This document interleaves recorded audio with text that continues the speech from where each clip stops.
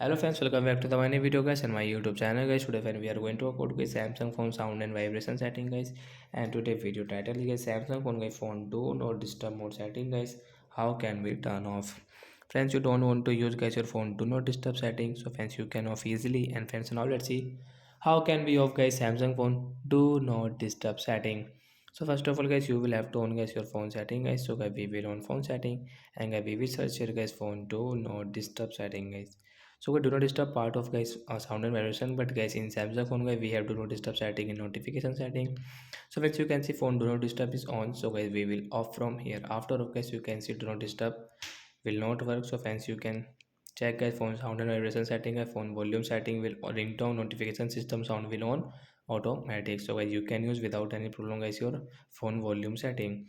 So like that guys we can turn off guys phone do not disturb setting in Samsung phone device. So that's it guys, thanks for watching the video, bye bye guys.